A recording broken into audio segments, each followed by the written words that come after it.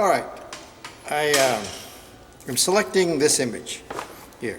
So I'm going to get you started, and just so you can get an idea how this is going to be real similar to the still life, you know, where you executed in the colors that were actually evident in the photograph. Okay, now again, this is a little bit more complex because there's a little more components, and so I laid out a few lines just so that I could have an idea of where things are located. Okay, so I'm going to start by laying in some landmarks here. First thing I want to put in are maybe the horizon line back in the distance, which is that really dark forest green. And I'm going to neutralize it, not make it quite so intense, by putting a little bit of burnt sienna in it, just to gray it down. Okay. And then I can manipulate it with another layer over the top to fine tune it. Just a little water, and again, like always, it's not a very large area that I'm filling in, but I do want to have access to a wet brush in case I need it, in case it goes on a little too heavily and I can spread it in place. Okay, so I'm just going to put that here.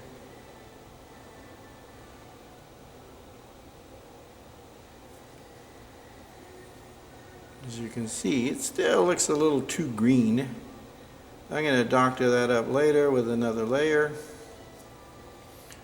I just want to get my bearings here. It breaks off a little on this area.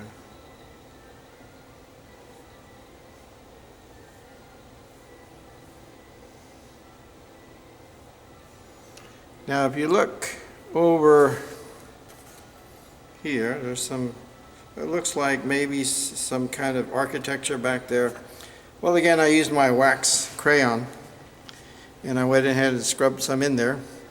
There's also some boats in the water that I've also scratched a little of that wax crayon in, just so that I can have a suggestion of that texture, or of that shape, excuse me. I'm going to pick up a little black here.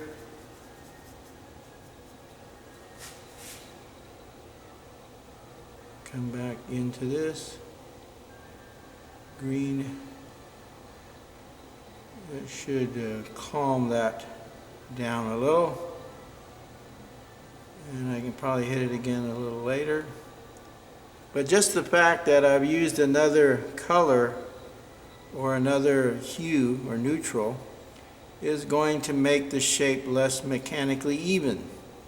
You're going to see a little patch where some of the first green shows through, and now where I've hit with a little black over the top is also going to create a fuller suggestion of trees. Okay, I'm going to do it one more time, this time with a little bit of burnt sienna by itself.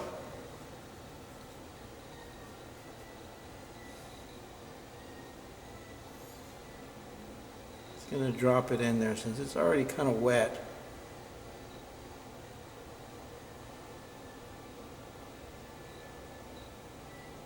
Okay.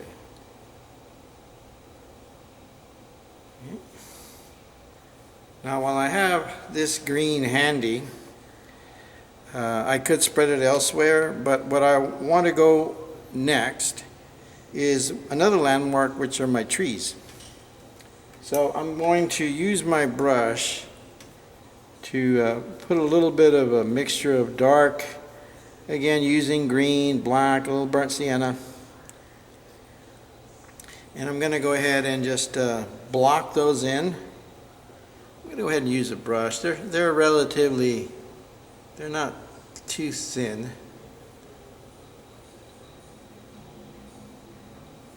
Here. Another one about the same height, same thickness. Okay. These will get darker. Another one here.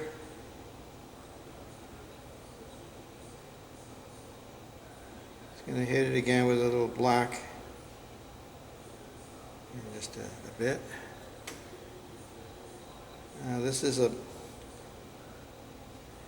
one right here.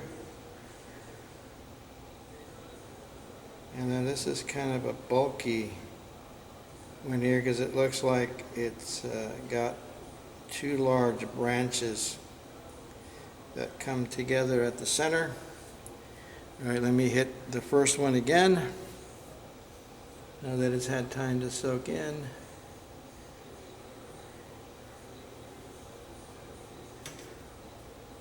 Second one.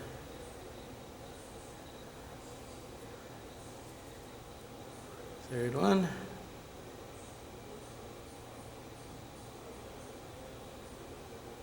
Okay, and the bulky one is going to get hit one more time. And perhaps later again.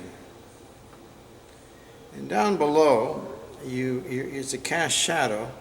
So I'm going to go ahead and just use the brush and begin poking that brush around.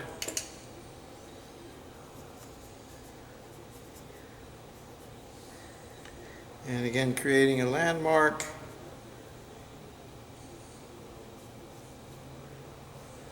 So I know where stuff is.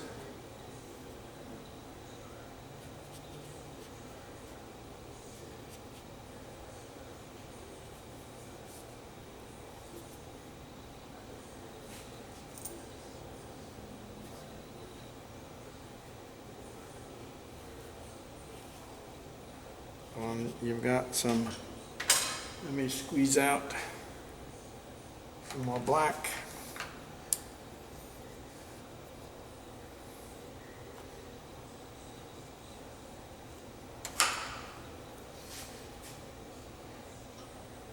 And pull, you switch to a bigger brush, put a little green into that black.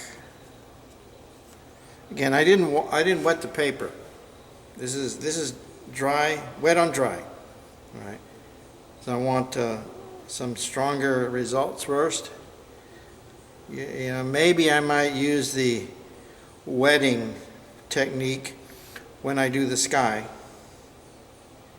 And I'm just going to poke right around in here because you got a lot of green texture from tall grass and shrubs in here, so I don't want to use a very even stroke. I'm just going to poke around in here again and bring some of that in here as well.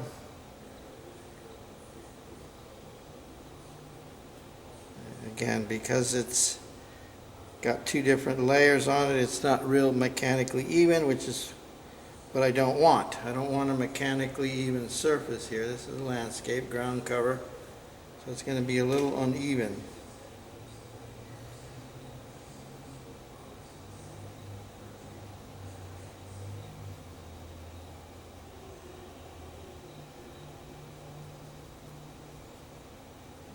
Like that. Same way, now we're up in the trees. Do the same thing. I'm going to switch to a small brush though. Pick up some of that same green and black and begin to build some of this tree shape.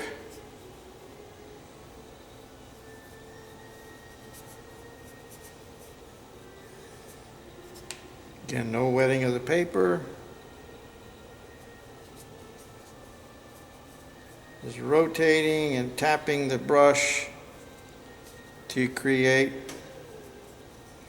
a more organic series of shapes that seem to make more sense for the subject at hand.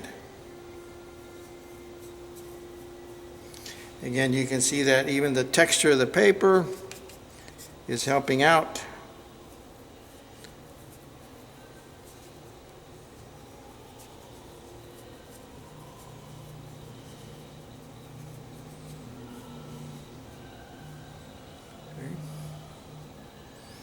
Okay. Some of this stuff really hangs over. So let's do a little more simulation of this here.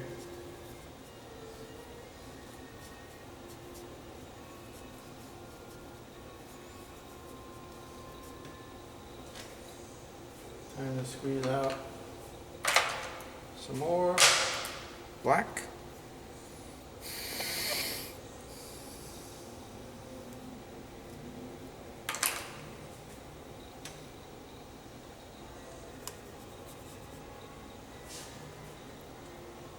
I'm going to hit it a little heavier in the center because this is the gathering point of shadow.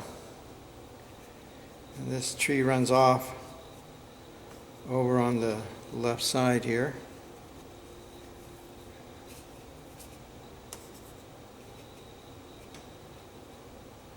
All of this gets filled in.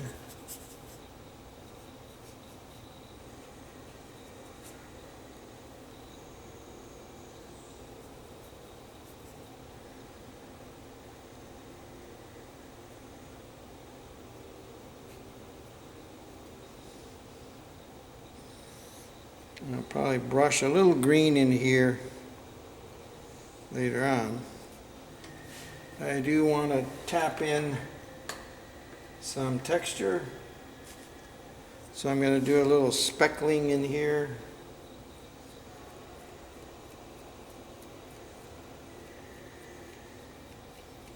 All right, I'm going to let that sit.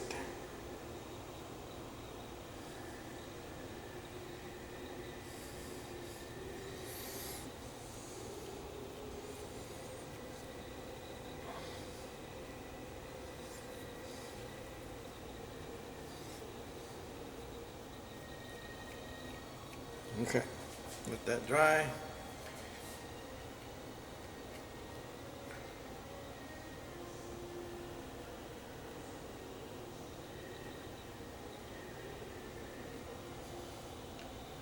You know, when with watercolor you begin to realize, as it should be the case with other painting as well, acrylic and oil, is it's not always you in control.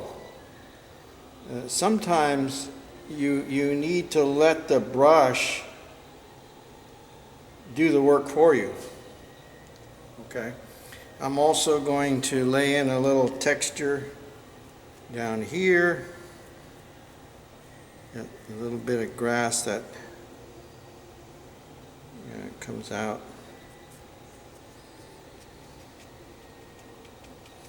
Okay. Let that dry.